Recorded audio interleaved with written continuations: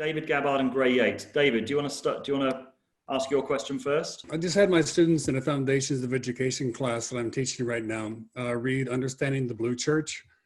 And I gave them an assignment, it's actually their final paper, that requires them to evaluate whether or not compulsory schooling should have any role in helping us move forward in a kind of post-Blue Church world. And I was wondering if you're familiar with Ivan Illich's Deschooling Society, or if you had any thoughts at all on the question of compulsory schooling as the kind of foundational element of the Blue Church. In my opinion, I think it all comes down to the question of how we raise our kids and how we bring them into collective sense-making. Thoughts?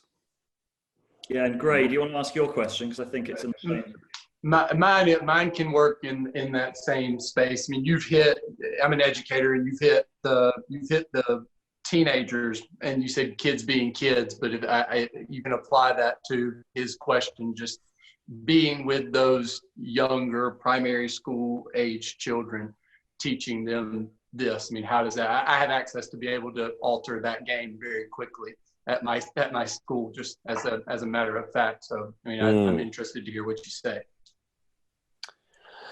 Well, I'm noticing it myself, but I'm going to have to keep this in a somewhat academic form, because if I actually allow myself to feel it directly, the amount of rage and anger I feel at the damage that has been done would be difficult to contain.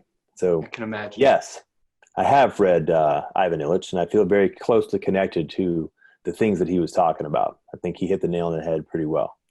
I kind of wish we'd done a better job. So, yes, absolutely.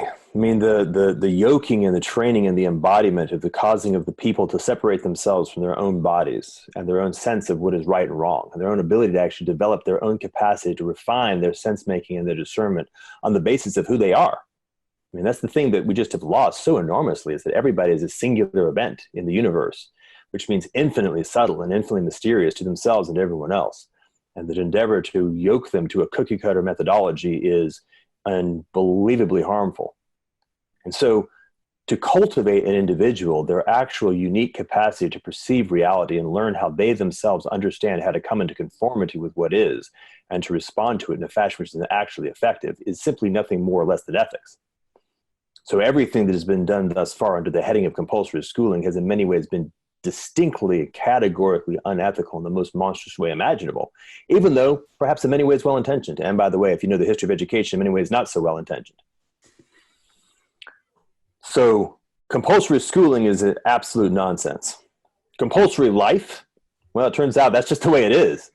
Right? You actually do have to live. You have to develop. You have to be in a relationship with experience and with other people and with yourself. And so, okay, let's figure out how to support people in doing the thing that they have to do anyway and make it as natural and rich as possible. Man, if anything at all came out of this, it was a shift. If it's a shift there, I would consider that to be the biggest possible boon.